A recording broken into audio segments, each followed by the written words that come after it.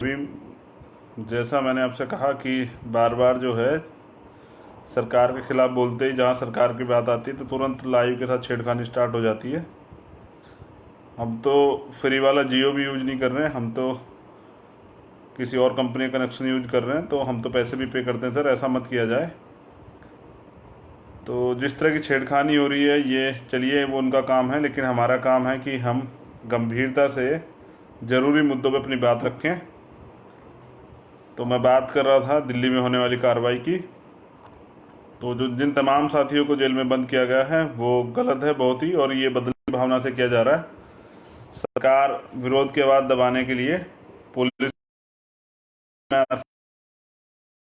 सरकार याद रखे कि अपने देश को जो बचाने वाले लोग हैं, इस देश की डेमोक्रेसी को जो बचाने वाले, कॉन्स्टिट्यूशन को जो बचाने वाले लोग हैं, वो जेलों से नहीं डरते हैं।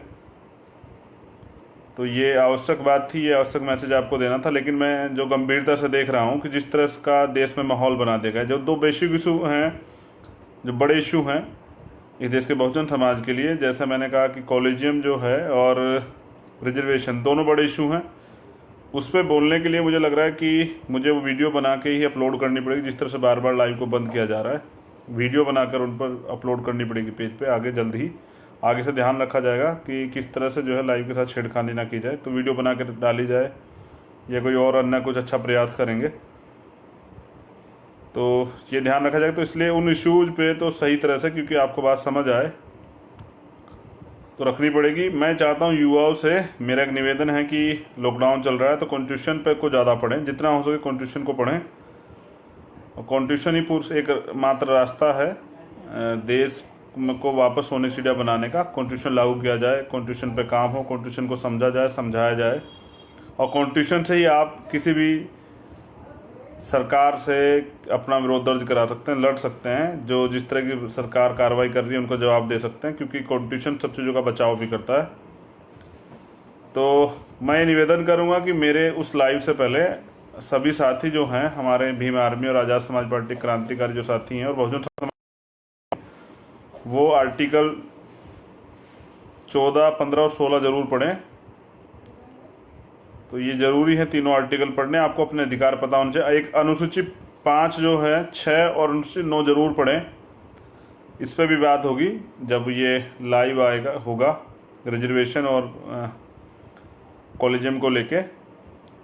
दूसरा, आपको संविधान में ये भी पढ़ना है कि किस तरह से जो है सुप्रीम कोर्ट के, हाई कोर्ट के जजों की नियुक्तियाँ होती हैं, ये जानना बहुत ज़रूरी है। और किस तरह के अधिकार हमें कॉन्स्टिट्यूशन ने दिए, ये भी जानना ज़रूरी है। कहीं ऐसा तो नहीं कि हमारे खिलाफ कोई बड़ी साजिश चल रही।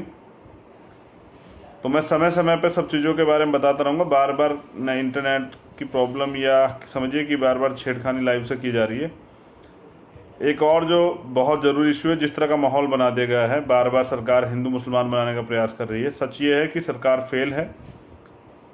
जो डॉक्टर्स जिनको भगवान के रूप में देखा जा रहा है, जो सफाई कर्मचारी जो अपनी जान पर खेलकर जो है हमारे लिए काम कर रहे हैं, जो पुलिस के लोग जो हैं सड़क पर हैं, जो और लोग जो उनकी सपोर्ट में काम कर रहे हैं, आज बहुत सारी जगह पर देख रहे हैं कि वही लोग हड़ताल कर रहे हैं, वही लोग जो हैं, क्योंकि उनको पीपी जो है पर्सनल प्रोटेक्शन किट नहीं मिल रही है, इक्विपमेंट्स जो है पर्सनल प्रोटेक्शन इक्विपमेंट्स नहीं मिल रहे हैं, तो वो लोग परेशान हैं। और वो लोग लगातार जो हैं आंदोलन की, अभी जीबी पंत से भी कुछ वीडियो मिली थी कि वो भी आंदोलन की कह रहे थे कि हम लोग आंदोलन करेंगे। और जिस तरह से लॉकडाउन में अत्याचार जो हैं किए जा रहे हैं, बहुजनों पे लगातार अत्याचार किए जा रहे हैं, ये एक बड़ा इशू है कि लॉकडाउन के समय जो है जिस तरह से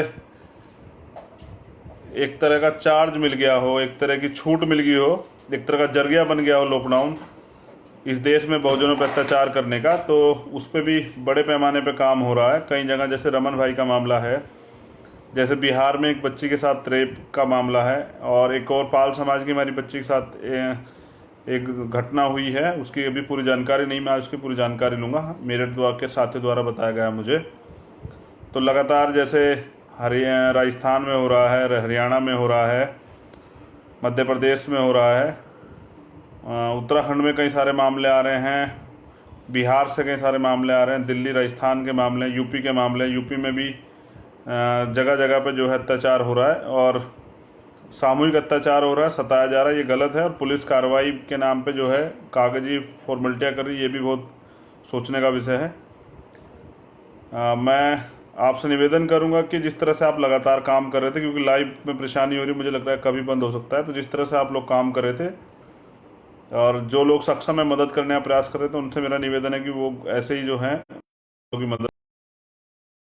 असम के क्रांतिकारी साथियों से और बंगाल के क्रांतिकारी साथियों से मैं कहना चाहूँगा कि वो भी जिम्मेदारी से काम करें, वो भी अच्छा काम कर रहे हैं।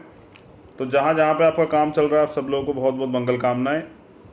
मैंने कहा कि एक जो ज़रूरी इशू है उस पर आप तैयारी करके रखिएगा, मैं उस पर बात करूँगा। जो रिजर्वेशन और कॉलेजियम का इशू है उस पर बात करनी बहुत ज़रूरी है, आपको समझ आना चाहिए। और सरकार से तो क्या सवाल करें, महंगाई पे, रोज़गार पे, भ्रष्टाचार पे, वो सब जीरो हो गए हैं क्योंकि लॉकडाउन चल रहा है। और लॉकडाउन में सरकार कोई तैयारी नहीं है। सरकार ने अभी एक कर्ज माफ़ किया है, मैंने बताया था ट्विटर के माध्यम से। आप लोग ट्विटर से सभी लोग ज़्यादा से ज़्यादा जुड़िए, क्योंकि ट्विटर के माध्यम से मैं ज़्यादा जानकारी जो है लगातार देता रहता हूँ। और एट्रोसिटी घटनाओं पे लगातार जो है ट्वीट करके जो है जवाबदेही मांगता रहता हूँ सरकार से, पुलिस प्रशासन के लोगों से।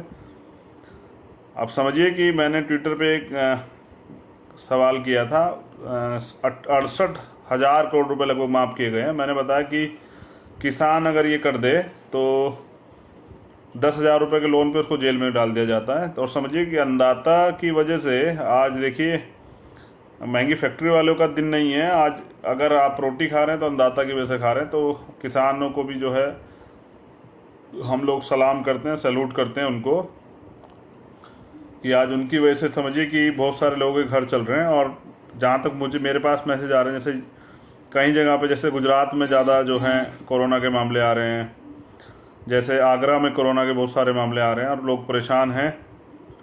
तो मैं लोगों से यही निवेदन करूंगा कि वो लॉकडाउन में घर रहें और किसी भी तरह की चीज़ों से बचें, बाहर जाने से ज़्यादा से बचें।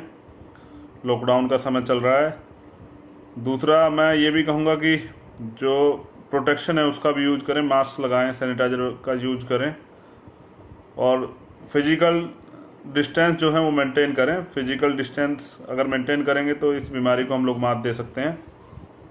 इम्यूनिटी पावर हमारे देश के लोगों की अच्छी है, इसलिए हम लोगों पे ज़्यादा प्रभाव नहीं हो पा रहा है। लेकिन क्योंकि टेस्ट नहीं हो रहे हैं और अच्छा इलाज नहीं हो रहा है, इस वजह से बहुत सारी दिक्कतें हो रही हैं। और कई जगह पर एक जो बेसिक इशू है अभी, जिस तरह से सफाई कर्मचारियों के साथ भेदभाव हो रहा है, सिर्फ उनके गले में माला डाल के लोग जो उनको सम्मानित कर रहे हैं, उनके पास अभी किट भी नहीं है, प्रोटेक्शन किट भी नहीं है। कई जगह से दिल्ली की टीम जैसे बार बार लाइव करके दिखाती है कि इस तरह से ही बिना ग्लव्स के, बिना सैनिटाइजर्स के, बिना मास्क के, बिना कवर के ही वो लोग सफाई का काम कर रहे हैं और